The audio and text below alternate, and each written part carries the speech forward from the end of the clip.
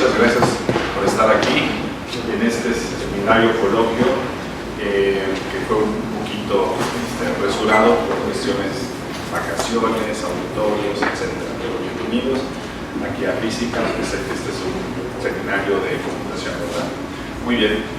Bueno, para mí yo soy el documentario del Departamento de Física, tengo un invitado, el doctor Fabián, que nos va a dar una plática aquí de, bueno, de SOC FPGAs. Y pues bueno, el doctor Fabián viene de la Universidad de Antioquia y estudió Ingeniería Biomédica y pues hizo su doctorado, y es un doctorado en electrónica, Ingeniería Electrónica y Ciencias de la Computación, y pues nos va a platicar de su trabajo. Va a estar aquí una semana con nosotros en el Departamento de Física, ya sea el viernes, así que si quieren aprovechar, aquí estamos, está en mi laboratorio, y bueno, pues qué bueno que aceptó venir y que está aquí para un seminario. Así que, adelante, Fabián. Bueno, muchas gracias a todos de nuevo por asistirnos con este seminario tan digamos que armado, tan diafano, ¿cierto? Nos han apresurado, pero bueno, espero que lo disfruten. Traté de volcarlo un poco al tema de interés del programa, que es computación, ciencias de la computación. Entonces quiero hablarles de una herramienta que digamos que para ciertos problemas y ciertas aplicaciones se vuelve como un caballito de batalla muy fuerte, es una herramienta muy buena. Y estoy hablando de sistemas operativos embebidos en System on Chip, o sistemas de chip y FPGA. Esto viene siendo desarrollado en colaboración con la Universidad de Antioquia, el proyecto DUNE, el Deep Underground Neutrino Experiment, un experimento que está corriendo en la actualidad de detección de neutrinos, y con el ICTP, o Centro Internacional de Física Teórica de Trieste. Bueno, yo quiero preguntarles, ¿quiénes de ustedes conocen las FPGAs? Bueno, y que conozcan también lo que son los System on Chip, la diferencia entre FPGA y System on Chip. Ok. ¿Quién quiere decirme qué es una FPGA? Hagan la charla ustedes. Compuestos programables, o sea, un conjunto de compuestos programables. Exacto, digamos que es un chip de silicio en el cual el programa que escribe no lo hace para que se ejecute como software como tal, sino que lo que realiza es una reconfiguración de las conexiones internas del chip para generar un circuito lógico que realiza tareas muy específicas. Digamos que ese es el propósito principal de las FPGAs.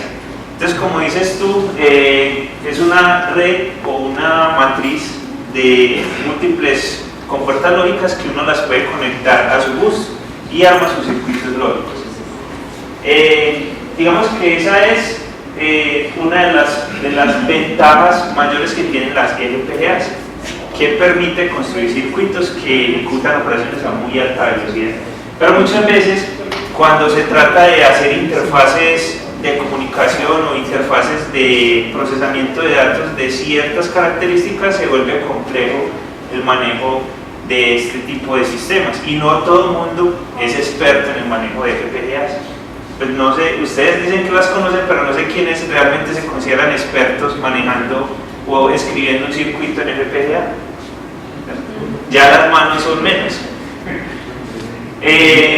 Pero me imagino que muchos de ustedes conocen lo que es un microcontrolador. Por ejemplo, ¿qué? Un Arduino, un BIC de Microchip, un ST32, un STM32 y muchos otros. Y han escrito software para diferentes aplicaciones. Todos, me imagino que todos manejan Python, conocen C. ¿Sí? Entonces, ¿cuáles son las características de los procesadores? Que los procesadores ya internamente tienen un hardware predefinido y que no puede ser modificado. Lo único que puede ser modificado dentro de ese hardware son algunas configuraciones de su operación, que se active a cierta frecuencia o que active cierta secuencia de pulsos dependiendo de la aplicación que estemos desarrollando, ¿sí? Pero es un hardware que ya está diseñado y, como nosotros decimos coloquialmente, quemado en el silicio, no se puede modificar, ¿sí? Ofrece unas ventajas muy grandes y es su facilidad de programación. Como les digo, pues todos manejan Python y saben de C y eso, y escribir un código para desarrollar un problema se vuelve muy fácil en ese tipo de lenguaje, ¿sí? Pero resulta que a veces su rendimiento se ve limitado por esa misma característica de que el software requiere de que se desarrolle de forma secuencial. Pocos sistemas nos permiten a nosotros hacer paralelización de software, ¿cierto? Digamos que hay ciertas herramientas como el MPI de C o el OpenMP que nos permite a nosotros escribir códigos que se ejecuten en múltiples procesadores y hacer una especie de paralelización, pero nos toca empezar a jugar con condiciones de carrera, de que un thread o un hilo se ejecute más rápido que otro, entonces para que los resultados converjan hay que esperar y cosas de esas pasan. Resulta que entonces en los últimos años, pero hablo por ahí de 15 años para acá, empezó a surgir una nueva filosofía en el desarrollo de sistemas embebidos, y es poder combinar lo mejor de los dos mundos. ¿Por qué no utilizar parte de la velocidad que nos permite tener las FPGAs para hacer cálculos, operaciones muy rápidas, y también lo que nos permite hacer los procesadores, que es acceder a hardware ya configurado, hardware ya definido, y hacer operaciones también complejas en ese sentido? Entonces, bajo esa premisa surgieron lo que son los System on Chip. Son sistemas que dentro de un mismo chip contienen una parte que es el procesador, que nosotros aquí vamos a empezar a llamar PS o Processing System, y otra que es la lógica programable o PL, donde se encuentra toda la parte de la FPGA. Entonces, como pueden ver acá en este diagrama, dentro del PIE se encuentra todo lo que son las diferentes configuraciones del hardware del procesador, como los múltiples core, la memoria que tiene los diferentes periféricos ya definidos. Y en la FPGA tenemos un arreglo de múltiples compuertas lógicas que podemos reconfigurar en el momento que quieran. Siguen siendo dos entidades separadas, PS y PL, ¿cierto? Procesador y FPGA. ¿Cómo las comunicamos? Resulta que los fabricantes, en este caso yo voy a hablar de Xilinx o AMD en la actualidad, desarrollaron una estrategia para poder hacer que tanto el PS como el PL puedan tener una interacción muy fluida y de muy alta velocidad, y a eso se le conoce como el puerto de comunicación AXI, el BUX AXI. No me acuerdo qué significa AXI, pero tiene su significado. Entonces, el proceso de mandar información desde el PS hacia el PL o del PL hacia el PS se hace a través de ese bus de alta velocidad o esa interfaz de conexión AXI. Lo que nosotros entonces ya empezamos a desarrollar es evaluar dentro de nuestras aplicaciones qué partes de ese desarrollo pueden ir dentro del procesador, qué partes pueden ir dentro de la FPGA y cómo hago para hacer la interacción entre las dos.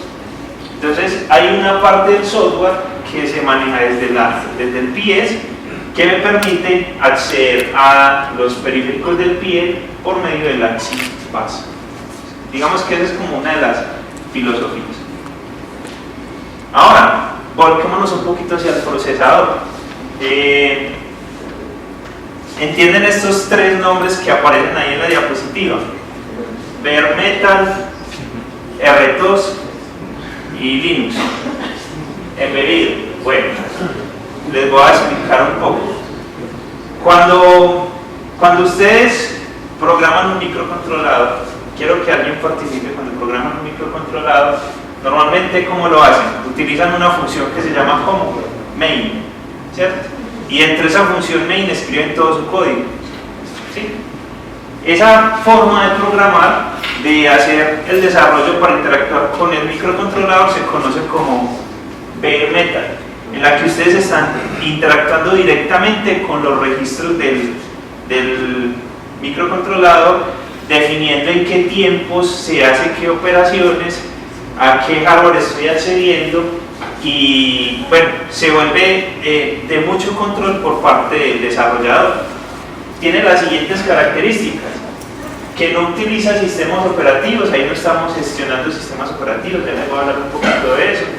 Corre directamente sobre el hardware y presenta bajas latencias, porque nosotros como desarrolladores decidimos en qué ciclos de reloj o en qué momentos se deban ejecutar ciertas operaciones. Me imagino que para ustedes es, digamos que común escuchar la palabra interrupciones. ¿Sí? Esa pesadilla que es poder controlar una interrupción desde el hardware. Bueno. Entonces la ventaja del bare metal es que es altamente determinístico, ¿cierto? O sea, uno elige en qué tiempos quiere desarrollar ciertas tareas y si las capacidades de procesamiento lo permiten, eso se ejecuta de esa forma. Sin embargo, cuando ya uno empieza a tener que hacer en el sistema, por ejemplo, yo necesito medir este sensor de allá, luego este, combinar la información de las 4, esa información va a hacerla pasar por una transformada de Fourier, luego esa transformada de Fourier procesarla con análisis frecuencial, volverla al dominio del tiempo, etcétera, etcétera. Ya me quedo corto para poder, digamos, gestionar todas esas tareas o todas esas actividades que tiene que desarrollar mi software cuando yo lo programo en una línea secuencial, que es lo que normalmente uno acostumbra a hacer cuando utiliza la modalidad bare metal. Por otro lado, entonces apareció una filosofía de gestionar desde el procesador múltiples hilos, múltiples agentes que se encarguen de hacer diferentes cosas de ese sistema, y a eso se le conocen como sistemas operativos de tiempo real. Entonces los sistemas operativos como tal, la filosofía es poder definir cuáles son, dentro de mis desafíos en el desarrollo, cuáles son las tareas principales y qué prioridades o qué tareas se deben ejecutar con mayor frecuencia que otras. Entonces el sistema operativo como tal se encarga de gestionar cuáles son esas tareas y a cuáles ir en qué momentos, ¿cierto? Yo defino, bueno, es que quiero monitorear los 4 sensores de los que estamos hablando ahorita, entonces una sola tarea específica para poder monitorear los 4 sensores. Que quiero condensar la información de esas 4, entonces una vez ya tenga la información de las sensores, las puedo condensar, hacer la transformada de Fourier, y todo eso está en tareas separadas. Ahora, estoy hablando de sistemas operativos, no he hablado nada de tiempo real. En el caso de los microcontroladores, tengo la posibilidad de obtener tanto la ventaja de poder hacer la división en múltiples tareas de nuestro sistema, pero también basado en interrupciones de tiempo que pueda gestionar el mismo sistema operativo. Las ventajas de eso, que ya me permite a mí tener unos desarrollos de múltiples actividades, pero teniendo la ventaja de que tengo un esquema determinista, de que puedo saber en qué momento se va a ejecutar una u otra tarea. Finalmente, Linux embebido, todos me imagino que saben cómo funciona un computador. ¿Qué hace el computador por ejemplo, cuando yo quiero abrir un programa, no sé, como Word, Excel o algo de eso? Ya soy viejito y manejo todavía Office, pero ¿qué creen ustedes que hace el sistema operativo por debajo para abrir ese programa?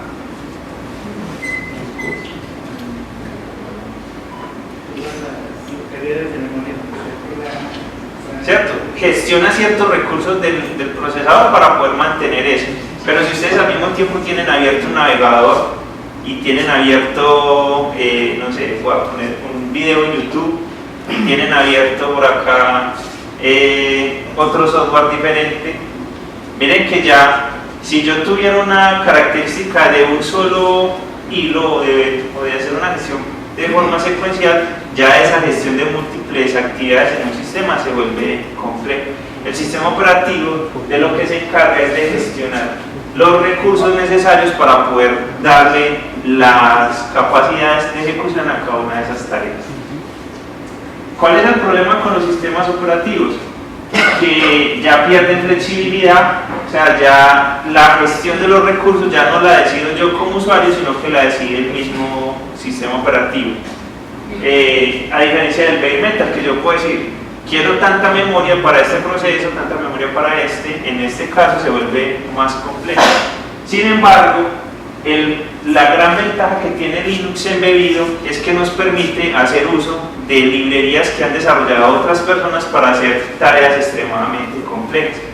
Por ejemplo, y es de lo que digamos que más se vuelve complicado cuando uno está desarrollando aplicaciones.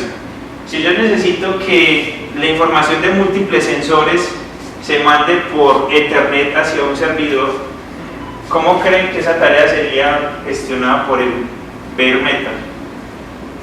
Si para yo hacer, por ejemplo, una conexión de este punto hacia este punto, tengo que estar mandando constantemente algo que se llama un handshaking, pues una cosa que me mantenga la conexión abierta, pero al mismo tiempo tengo que estar haciendo y ejecutando mis tareas, se vuelve difícil hacerlo en una línea secuencial. En cambio, cuando definimos hacerlo por sistemas operativos, yo puedo decirle a una tarea, no, venga, usted sola encárguese de hacer el monitoreo de los sensores, y hay otra tarea que se va a encargar de hacer el handshaking con el servidor. Y ahora Linux embebido lo que nos permite es que también utiliza drivers que han sido desarrollados y optimizados durante muchos años por muchos desarrolladores y que los podemos instalar fácilmente en estos sistemas. Bueno, supongamos que queremos desarrollar nosotros acá en el Simvestar un osciloscopio de alta velocidad. Para eso, digamos que tenemos que desarrollar la interfaz de visualización, tenemos que definir cómo funcionan los botones, tenemos que definir la parte interna de cómo captura la información, ¿sí? Entonces, cada una, basado en lo que hemos conversado, cada una de estas cosas, ¿cómo las haría? ¿Utilizarían sistemas operativos? ¿Utilizarían el bare metal? ¿O utilizarían otra estrategia? Por ejemplo, si yo necesito seleccionar los filtros, decir, es que dentro de estos botones yo puedo configurar un filtro pasa abajo, un filtro pasa altas, ¿sí? Para poder visualizar los datos que debería hacer o para hacer la adquisición de alta velocidad. ¿Qué distribución le darían a eso? Tranquilo, no hay una respuesta correcta. Por ejemplo, para hacer la adquisición de los datos, hacer muestreos, ustedes saben que en un osciloscopio, primero que ha manejado un osciloscopio, se requiere que las muestras sean cada cierto tiempo y un tiempo muy exacto. De las tres filosofías que les mencioné, ¿cuál sería la más adecuada? El bare metal, ¿cierto? Sería la forma más óptima de desarrollar esa parte en específico porque podemos controlar los tiempos de desarrollo. Entonces, un equipo como estos podemos decir que se podría desarrollar fácilmente con una filosofía bare metal.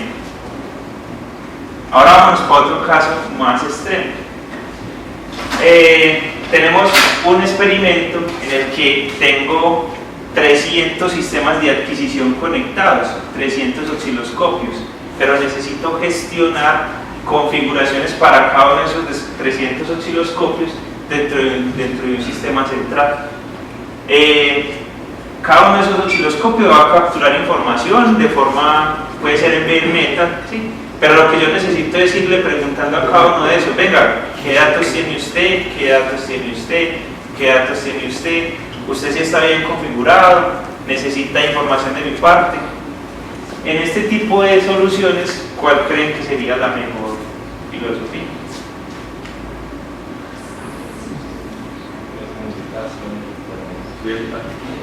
¿Ah? Sí, una filosofía de múltiples tareas en tiempo real, ¿cierto? Sistemas operativos. Hasta ahí vamos bien. Veo que se están aburriendo.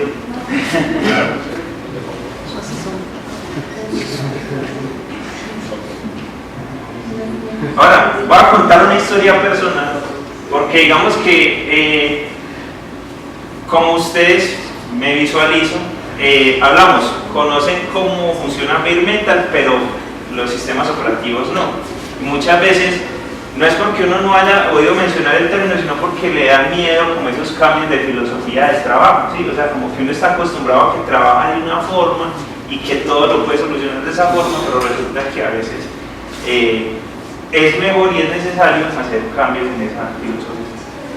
Digamos que hasta el 2019 yo era amante del Bare Metal, solo programaba microcontroladores y con eso solucionaba todos los problemas que yo me presentaba en ese instante. Llegó un evento mundial catastrófico que se conoció como la pandemia del COVID-19. Me imagino que a ustedes todos de diferentes formas los impactó. A muchos nos confinaron en la casa, nos decían no podemos salir porque nos contaminamos y tenemos riesgos de morir, y era pues algo real, ¿cierto? En el contexto de mi país, Colombia, nosotros no hemos brillado por ser productores de tecnología médica pues a nivel mundial, y menos tecnología médica de alta complejidad como eran los ventiladores mecánicos. Sistemas que parecen simples porque usted le dice un ventilador mecánico, es un sistema. ¿Qué se imaginan que es un ventilador mecánico? Bueno, que todos escucharon que era eso cuando estaban en la pandemia. ¿Qué es? ¿Alguien que me diga? Es un dispositivo que va a cierta frecuencia al paciente de los empujando aire hacia los pulmones. Digamos que ese es el proceso de ventilación, porque lo otro es respiración. Hay una diferencia. Pero bueno, sí, suena simple, algo que yo diga y le introduzca aire a los pulmones, empuje aire a los pulmones y lo extraiga también, ¿cierto? Suena sencillo. Digamos que yo digo, bueno, conecto un microcontrolador, por acá tengo un globito de estos que se infla con aire, por ejemplo, y con dos paleticas lo estripo y ya le empujo aire a los pulmones y después lo suelto y sale el aire. Suena súper sencillo, ¿sí o qué? Vamos a empezar a hacer ventiladores. ¿Qué pasa? Estas tecnologías normalmente han sido desarrolladas por empresas europeas, creo que en Estados Unidos hay algunas fábricas que las producen. En el contexto de la pandemia ocurrió que, digamos que muchas personas, en el contexto de la pandemia, muchas instituciones empezaron a preocuparse, pues lo digo en el contexto de Colombia, me imagino que acá fue algo similar, porque decían, en Italia, eso era para diciembre del 2019, en Italia se están reportando casos de que hay gente que cae desmayada en las calles y ya queda muerta, no vuelve a respirar. Y la única solución es conectarlos a ventiladores mecánicos en unas UCIs, que por lo menos por 20 días estén ahí conectados al respirador, a que intente ingresarle aire a los pulmones, porque lo que producía el virus era que el pulmón internamente es como una bolsita que tiene que permanecer en unas condiciones muy estables, pero el COVID, al ser un virus, inflamaba las paredes de los pulmones, hacía que se llenaran de líquido, y entonces ya el aire no podía pasar desde la barrera entre el pulmón y la sangre, y entonces el paciente perdía oxigenación y moría. Sí, imagínense ustedes estar en una piscina intentando respirar y que no puedan, ¿cierto? Eso es una sensación extremadamente horrible. Entonces, en mi país, muchas empresas intentaron contactar a estas otras empresas para que les dieran ventiladores, y la respuesta siempre era la misma. No les vamos a vender, tenemos un stock, sí, no les vamos a mentir, aquí hay varios ventiladores, pero los necesitamos para las personas de nuestro propio país. Nosotros no vamos a salir de nuestro stock para solucionar el problema a ustedes y nosotros quedar acá con el problema. Entonces nadie en ninguna parte del mundo, me acuerdo que hubieron reuniones de empresarios muy poderosos en el país, allá hay algo que se llama el Grupo Antioqueño, que es una agrupación de múltiples empresas que son las que producen, por ejemplo, refrescos, ropa, etcétera, etcétera. Y ellos dijeron, vamos a destinar cierto dinero para poder comprar los ventiladores para fortalecer la infraestructura hospitalaria de nuestro país, porque si no se va a morir la gente y nadie les vendía. Entonces, como nadie les vendía, la otra solución fue contactar a un grupo de desarrolladores que pudieran hacer estos dispositivos. Y nosotros alzamos la mano pensando que eso era muy fácil, simplemente poner a inflar y desinflar un cosito de eso. Y entonces resulta que uno se ponía ese aparato, que por uno intentar ver si con eso podía uno suplir la demanda de aire, y uno nunca, jamás respira como va a respirar una máquina. Ustedes en este momento, si yo les digo, respiren cada segundo, ustedes ya en su cabeza desarrollan un proceso mental en el que se vuelven conscientes de que tienen pulmones y que tienen que gastar un segundo para respirar y exhalar, ¿cierto? Pero si ustedes están en una condición normal de que están haciendo sus actividades, el sistema es completamente autónomo y genera la demanda de respiraciones dependiendo de lo que necesite el cuerpo. En este momento ustedes todos están sentados, están realizando una respiración cada 10 segundos aproximadamente.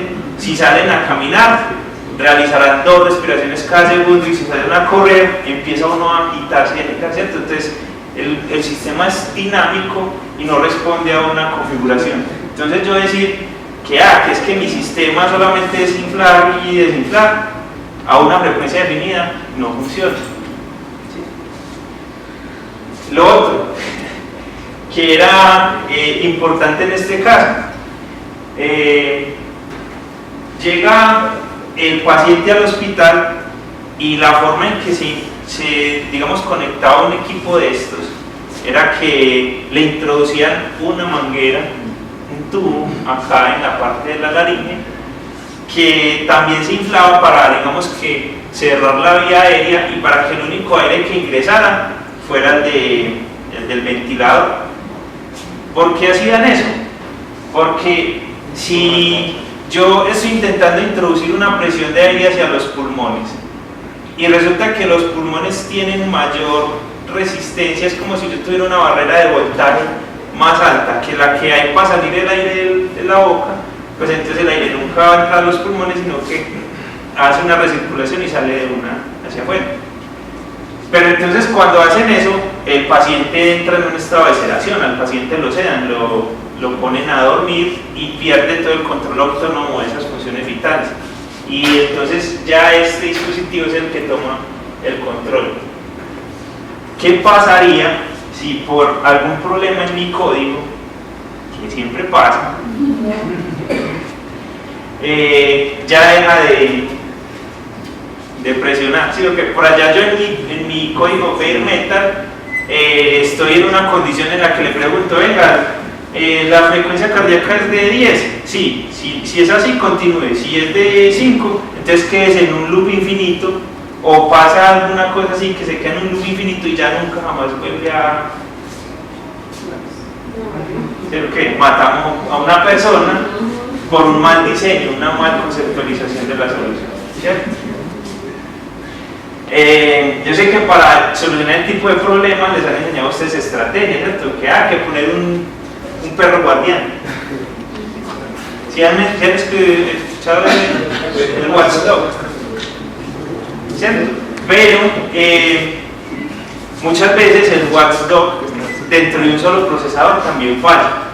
Entonces, bueno, la historia llegó a que nos metimos a hacer esto con un conocimiento muy vago de lo que era desarrollar sistemas embebidos para equipos de alta demanda, y en el proceso pues fuimos aprendiendo de que se necesitaba desarrollar electrónica y sistemas muy complejos para poder poner a funcionar un aparato de estos. Poder medir la presión que se está enviando realmente a los pulmones, porque si enviamos más de la presión que se necesita, reventamos los pulmones. ¿Sí? Que muchas veces si uno infla un globo con más de lo que necesita, ¿sí? Y si le sacamos al globo más de lo que necesita, ustedes, no sé si les ha pasado que el globo se colapsa y ya muy difícilmente se vuelve a abrir. Entonces había que tener condiciones de sobrepresión, de baja presión, y fue necesario, por ejemplo, implementar una tecnología de múltiples procesadores. En ese momento pues trabajábamos con ESP32, pero dentro de nuestro sistema colocamos 5 microcontroladores, en el cual había uno solo de ellos que vigilaba que los otros sí estuvieran trabajando. Entonces era siempre preguntándole, venga, ¿usted está haciendo las tareas que tiene que hacer? Sí. ¿Usted está haciendo las tareas que tiene que hacer? Sí. Imagínense lo molesto que es con un microcontrolador que está concentrado en mandar la respiración, que llegue otro por acá a preguntarle cada segundo, hey, ¿usted sí está haciendo lo que es? Hombre, sí, yo sí estoy haciendo lo que es. Entonces, para ese tipo de situaciones es en las que un sistema operativo empieza a cobrar valor, porque entonces yo puedo destinar una gran parte del procesamiento a esta tarea en específico, a que esté concentrado en el inflar o desinflar los pulmones, y que por acá tenga una tarea pequeñita que esté atento a que el otro microcontrolador le esté preguntando por si está funcionando bien. ¿Cuál era el objetivo de eso? Si el microcontrolador central detectaba que alguno de los otros no le respondía, le mandaba una señal de reseteo para poder poner a funcionar todo el sistema de nuevo y no perder el control sobre el paciente. Bueno, y esta historia pues tiene muchas otras cosas por contar, pero digamos que fue una de las primeras introducciones que tuvimos al mundo de los sistemas operativos, donde se requiere que haya una distribución de tareas, una distribución de recursos, y que muchas veces uno en Vein Mental puede realizar, pero se vuelve difícil de gestionar cuando la cantidad de tareas también se vuelve mucho más grande. Bueno, digamos que ese proyecto, nosotros en Colombia desarrollamos unos prototipos y se fabricaron aproximadamente 500 dispositivos de ventilación mecánica. La mayoría, no todos, la mayoría fueron repartidos en hospitales, y durante ciertos momentos de crisis en la pandemia fueron conectados a pacientes con COVID bajo un modelo de utilidad que se conoció como emergencia sanitaria. Para este tipo de equipos hay que pasar por una regulación muy estricta desde el punto de vista sanitario. Creo que acá funciona FDA, o aquí hay una entidad gubernamental propia, la verdad es que no lo sé. En nuestro país se conoce como ¿cómo?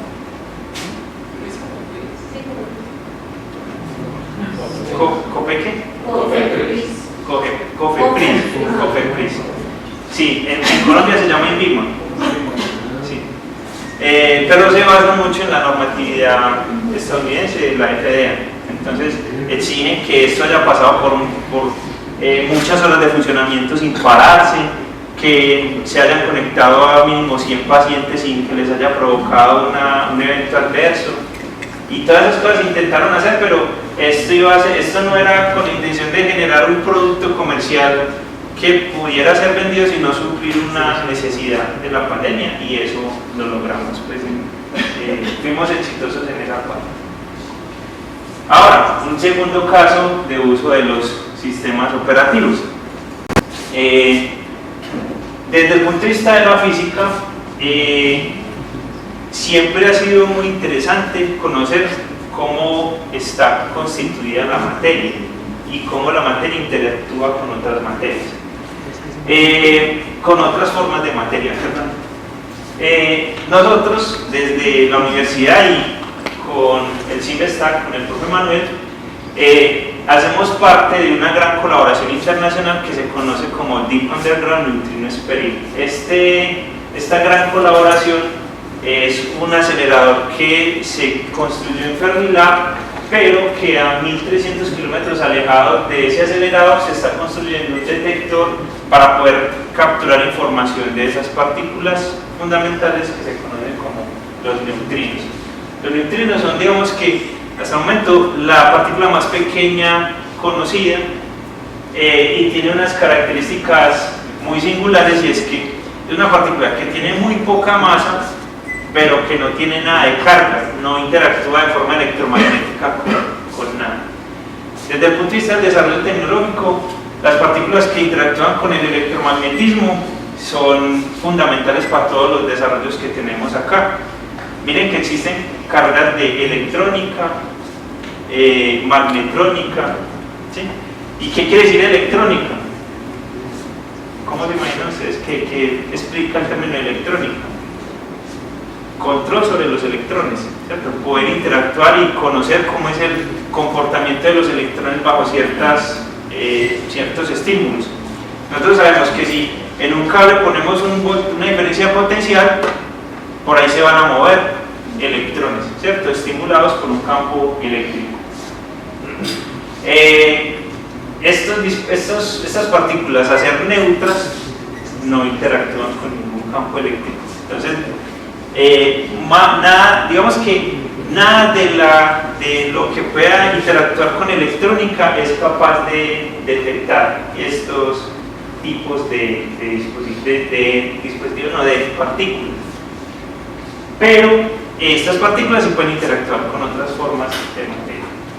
Entonces, en lo que trabaja el experimento es poder desarrollar y poder estudiar cómo es esa interacción de esas partículas con la materia. Es al punto de que el experimento lo que construyó fue como dos detectores, dos piscinas muy grandes de argón líquido.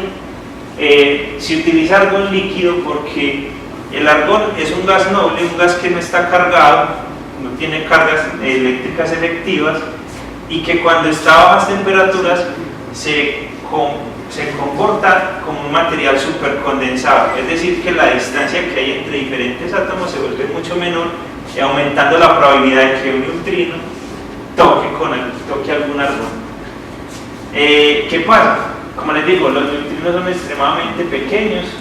Nosotros manejamos una medida de interacción que se llama la sección eficaz o cross section, y para el caso de los neutrinos es de un área de 1 por 10 a la menos 45 metros cuadrados. Es extremadamente pequeño. Pues esos son números que uno no se alcanza a imaginar. 45 ceros y un 1 por allá. ¿Sí? Su probabilidad de interacción de un neutrino con el argón es de 2 por 10 a la menos 14. Es decir, que de cada 5 billones de neutrinos es posible que solo uno interactúe con una molécula de argón. Es muy baja la probabilidad. La forma de interacción es en dos caminos. En uno de ellos llega el neutrino y puede pasar el argón a un estado excitado en el que se recombine con otro argón, y en la separación de ese argón se genera una excitación y se libera una energía en forma de luz ultravioleta.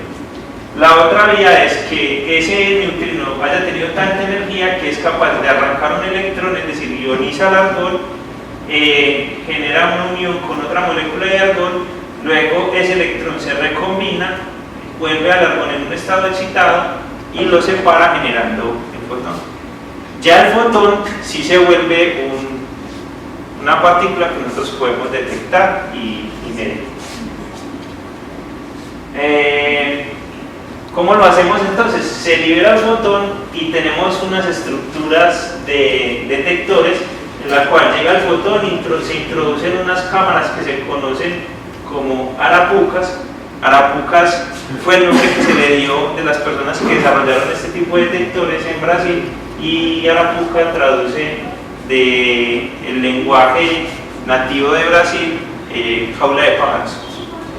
Entonces se comporta como una jaula en la que el fotón que ingresa a la arapuca rebota en las paredes internas muchas veces, pero nunca se escapa, sino que siempre se asegura que va a llegar al detector de silicio.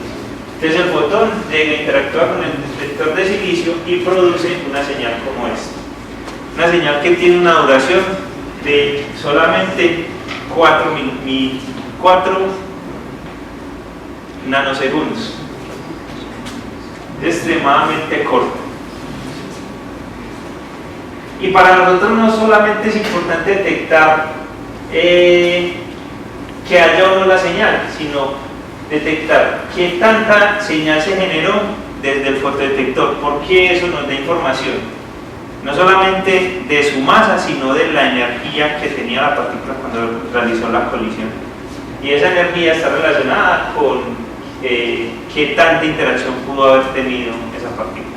Entonces estos sistemas que estamos desarrollando requieren de una aproximación bare metal o de alta velocidad para poder obtener estas curvas a esas velocidades que les estoy mencionando. Pero ¿qué pasa con nuestro detector? Que corresponde a un tanque, a varios tanques, ahorita hay dos, en realidad son 4, perdón. Cada uno de esos tanques mide 62 metros de largo, como por 10 de alto y 10 de ancho, y eso está lleno de nitrógeno líquido, de argón líquido, perdón. ¿Qué pasa? Para poder tener la detección de todo eso, entonces tenemos que colocar, imaginémonos un tanque de 62 metros en el que vamos a colocar múltiples cámaras para que detecten esos fotones. Entonces, sí, cada una de esas cámaras controlada por una FPGA puede hacer la detección de ese fotón. Pero ¿cómo hacemos para que esa cámara en específico que detectó ese fotón le avise a la de al lado que ya viene un fotón, y que esa le avise a la del lado y que le avise a la del lado? Es decir, ¿cómo hacemos para conectar todo el sistema? Entonces ahí es donde se vuelve valioso utilizar los sistemas de System on Chip, donde se trabaja con la doble filosofía de que hay operaciones que se aceleran en hardware, es decir, que se ejecutan de forma muy rápida en la FPGA, y que se gestiona información de la configuración o de esas comunicaciones mediante sistemas operativos de tiempo real. ¿Cómo vamos hasta ahí?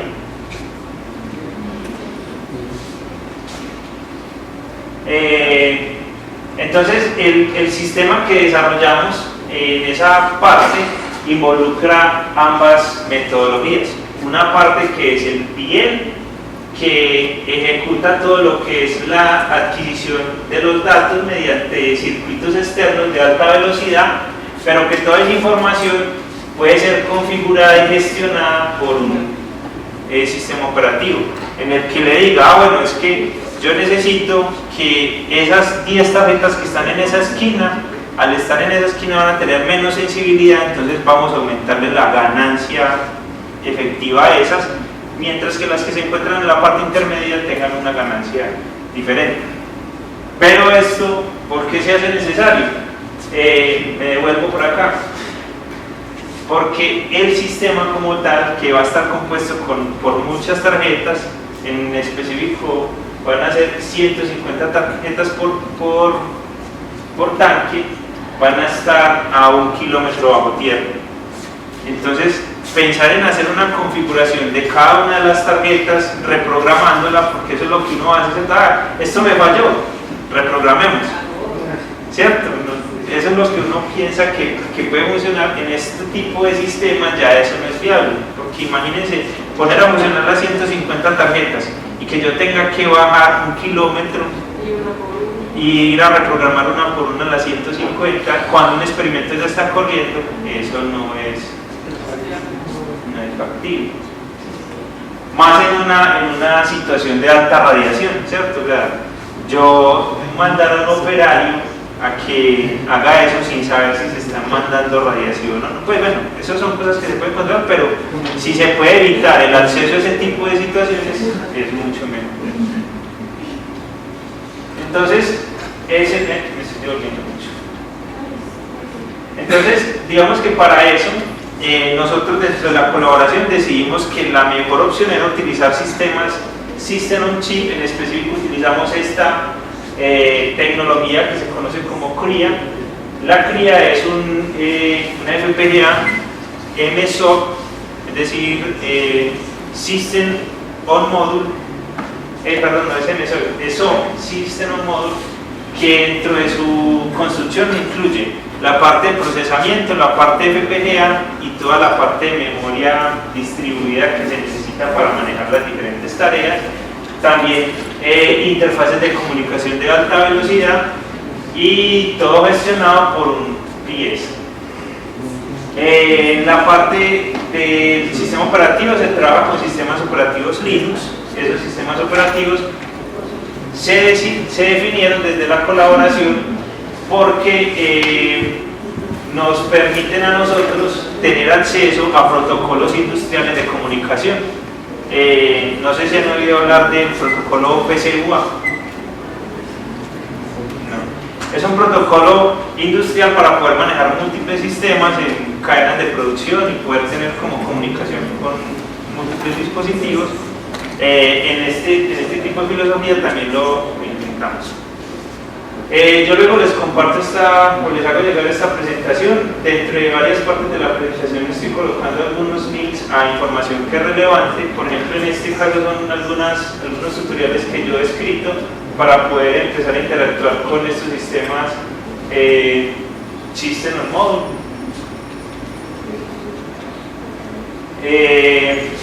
La parte de coprocesador, entonces, ¿por qué se vuelve importante? Porque nosotros podemos hacer que todo el PIR, que es la parte de aceleración y de alta velocidad, se vea reflejada en el PS como un mapa de memorias, un mapa de registros, en el cual yo le puedo decir, quiero que se activen los sistemas de adquisición, leo o escribo en un mapa de registros del sistema. Entonces empieza a volverse simplemente un problema de programar de forma adecuada el software para que se ejecuten las tareas dentro del sistema operativo.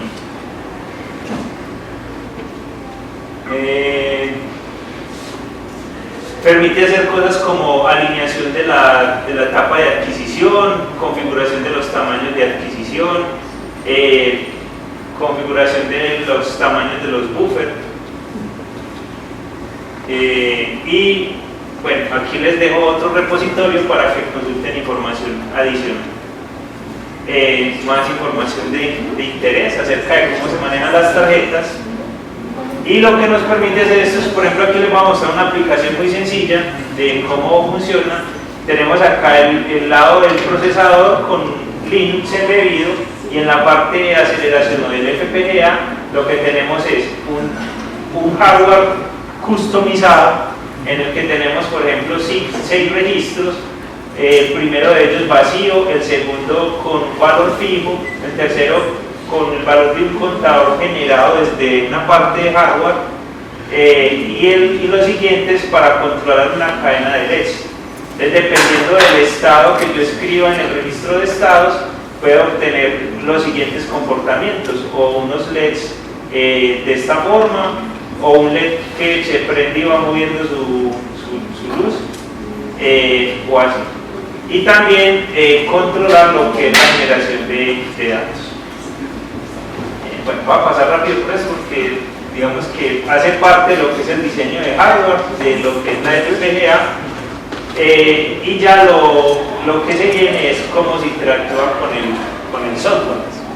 Desde el software lo que nosotros hacemos es que creamos una interfaz de memoria para que el sistema operativo reconozca ese nuevo hardware como una extensión del hardware que ya tiene por defecto. Entonces, si el hardware si el procesador tenía acceso a las comunicaciones Ethernet, tenía acceso a los periféricos de SPI, UART, a sistemas de ADC, con esta nueva, digamos que con este nuevo diseño ya tiene acceso a un hardware customizado que se encuentra dentro de la FPGA y que para el procesador va a ser simplemente un sistema de mapa de registros, que yo puedo, un mapa de memoria en el que yo puedo cambiar los diferentes valores. Cuando se crea entonces eso, lo que ocurre es que a cada uno de esos hardware customizados se les asigna una dirección de memoria, por ejemplo, para la parte de los datos de alta velocidad y para la parte de control, dos diferentes registros de memoria. y simplemente lo que nosotros hacemos es que cuando escribimos desde el procesador a esa memoria y obtenemos los valores indicados. Por ejemplo, en este caso estamos preguntándole al valor de memoria del slow control cuál es el valor que se encuentra en el registro número 1. Este acá es 4 porque en esa parte de memoria se aumenta hacia 4. Y como les había mencionado, aquí la respuesta era que aquí estaba una memoria fija de 200 y eso es lo que recibimos. Si le escribo, por ejemplo, el registro de estados, que sería el valor de 1, entonces lo que obtendríamos sería que las luces se prenden de esta forma. Si escribimos, por ejemplo, 4, las luces se prenderían de esta forma y así interactuamos con el dispositivo. Ahora, por ejemplo, en esta escribimos en el registro de estado número 8. En el 8 es que yo le agrego un valor y cuando le agrego el valor, entonces ese es el valor que veo reflejado en el sistema. Yo puedo interactuar con mi hardware dependiendo de cómo yo lo defino. Por acá también les dejo pues como parte del código que se desarrolla para hacer este tipo de problemas. Entonces, todo esto se escribe en código C o se puede escribir en código Python, es código de alto nivel para acceder a los registros de memoria del procesador e interactuar con el hardware. Entonces miren que ya se vuelve una cadena de múltiples protagonistas, en la que tengo un hardware customizado que va a hacer cosas a muy alta velocidad, pero que está siendo controlado desde el procesador, el cual lo puedo activar desde un lenguaje de C o un lenguaje de Linux, de Python. Sí, hasta ahí yo creo que Gracias.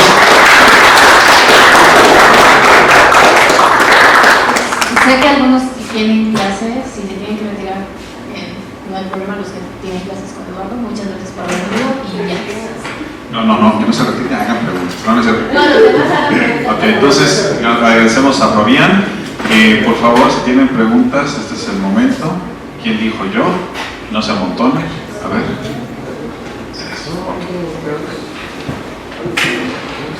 Hola, buenas tardes, gracias por la presentación. Llegué tarde, pero a mí lo que me interesa principalmente es la cuestión relacionada con la adquisición de datos de la física. Eso no sé si, como llegué tarde, creo que me lo perdí. Más que lo del hardware. Esa parte.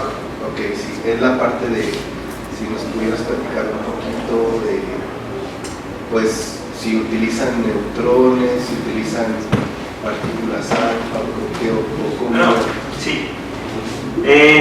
O sea, lo que nosotros estamos buscando en este experimento es detectar neutrinos. Entonces, digamos que lo que el experimento plantea es poder tener en esa primera, aquí está el acelerador en Fermilab. Y aquí en esta primera etapa, muy cercana al acelerador, tiene algo que se llama el detector cercano. Digamos que en esa región se intenta medir lo que son neutrinos en estado muónico, que se producen a partir de la colisión de neutrones con grafeno, creo que eso grafita, uno de esos dos materiales. La verdad no tengo muy clara esa parte técnica, pero de esa colisión, de la aceleración de los neutrones, de los protones, se produce ese neutrino muónico. Se tiene estudiado y digamos que desde el punto de vista teórico se espera que en 1300 kilómetros ocurra algo que se llama una oscilación de neutrinos, es decir, que el neutrino cambia su identidad. El neutrino, a medida que va viajando en el espacio, son partículas que viajan muy cercanas a la velocidad de la luz, que no interactúan con casi nada por ser neutros y por su área de sección eficaz muy pequeña. Entonces casi que atraviesan todo esto que es el subsuelo sin interactuar con nada. Entonces espera que si acá salieron muónicos, llegue y presente una oscilación antes de llegar al segundo detector a neutrinos electrónicos. De esa interacción, entonces cuando ya llega el neutrino y entra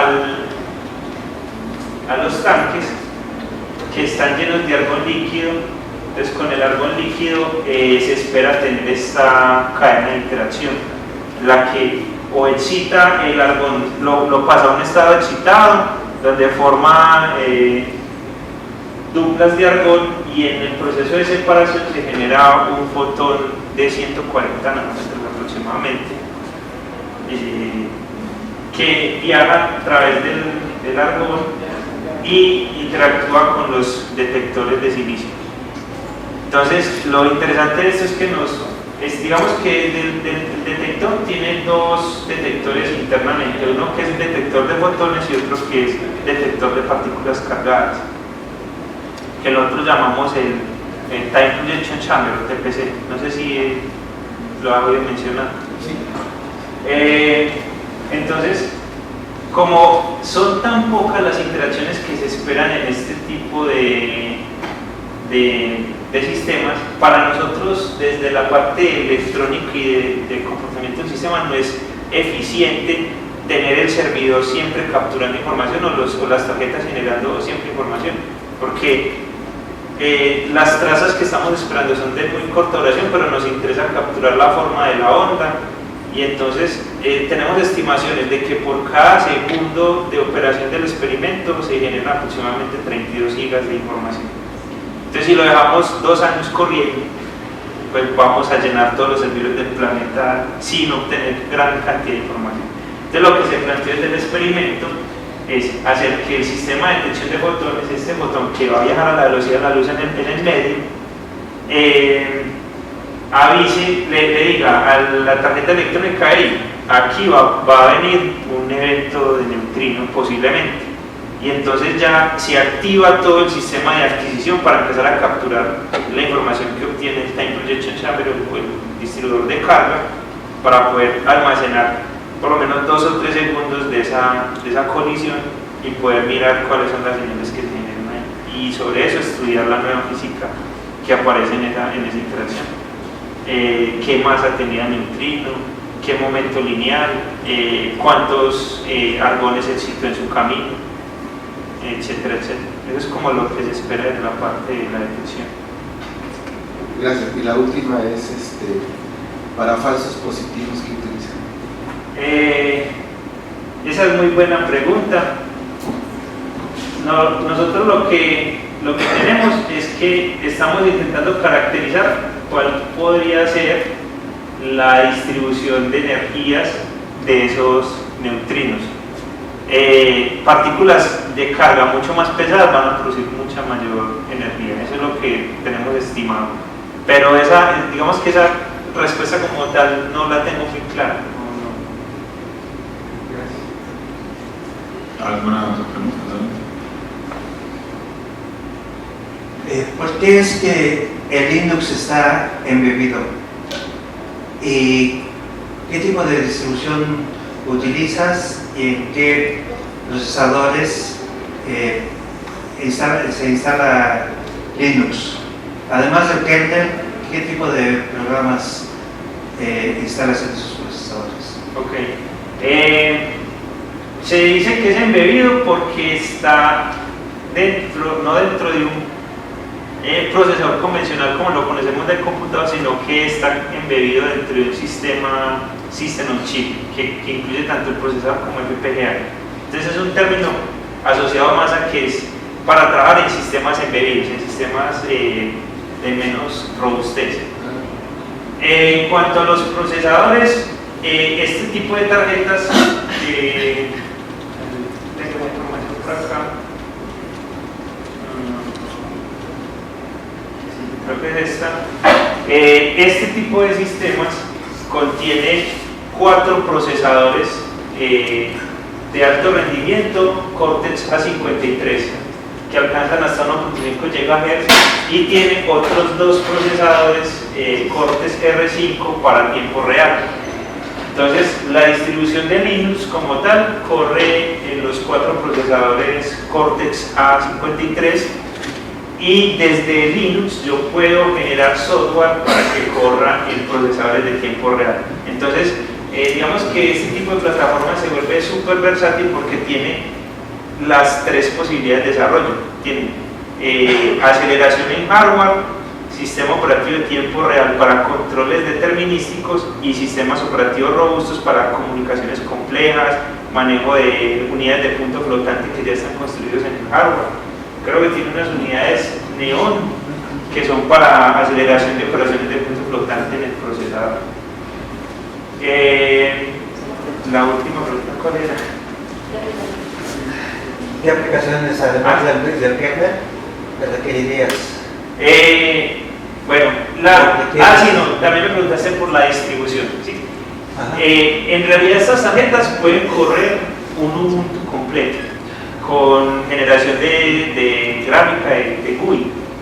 O sea, yo puedo a esto conectarle un display LCD o una pantalla HDMI y observar toda la interfaz gráfica del sistema. Pero normalmente Xilinx desarrolló un sistema operativo extremadamente optimizado para ese tipo de sistemas que se conoce como Petalinux. Es una distribución menos robusta desde la parte gráfica, pero más concentrada como en la parte de rendimiento del sistema. Yo en ese Petalinux, pues en realidad lo que hago es que yo mismo puedo crear mi imagen de Petalinux. Digamos que es el proyecto que estamos desarrollando con el profesor Manuel, poder entender un poco más acerca de la arquitectura de crear el sistema operativo, pero yo le puedo incluir funciones especiales como manejo de múltiples procesadores al tiempo, que se llama Amplifier Multiple Procesos, OpenCV. Puedo tener instalado Python nativo, puedo tener librerías de pues, instalar C y muchas otras aplicaciones. La verdad, pues no es que haya un límite como no lo pueda hacer. Muy bien, gracias. Muy bien, a ver, otra pregunta. Y es una plataforma relativamente barata, $390 más o menos. Yo tengo la duda de si la memoria es compartida o la memoria que tienes por el FPGA es un mapeo hacia la memoria de la RAM.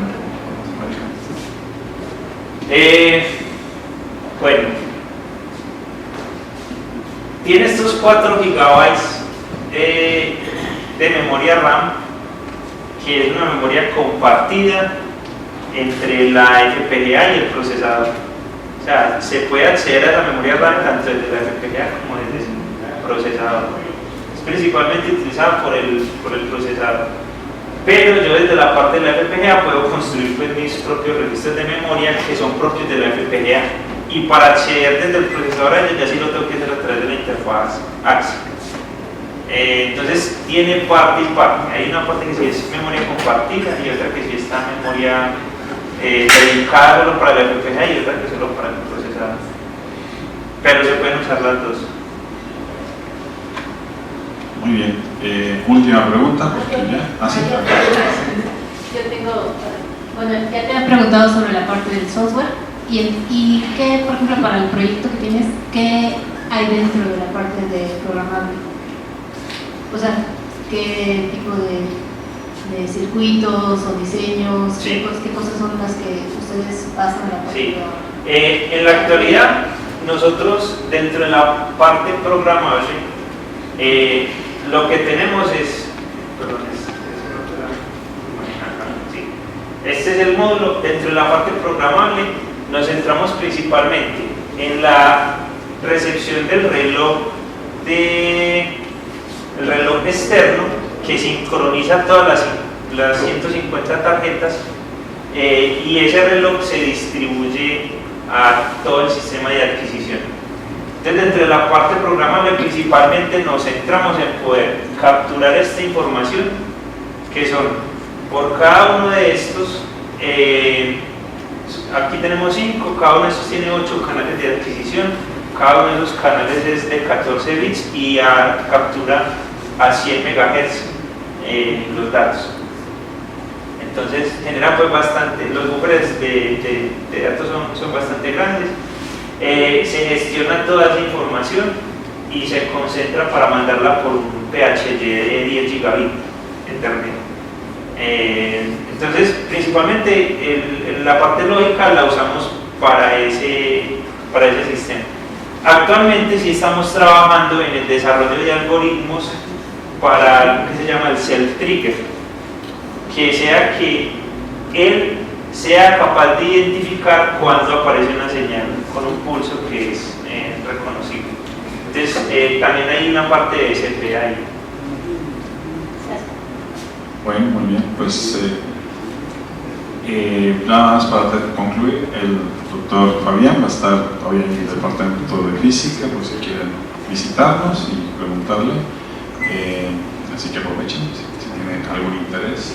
También aquí les dejo mi contacto. Adelante, entonces y bueno, pues entonces agradecemos al doctor Fabián y pues muchas gracias por su asistencia. Perdón, Gracias. adelante. Bueno, a nombre del Departamento de Educación,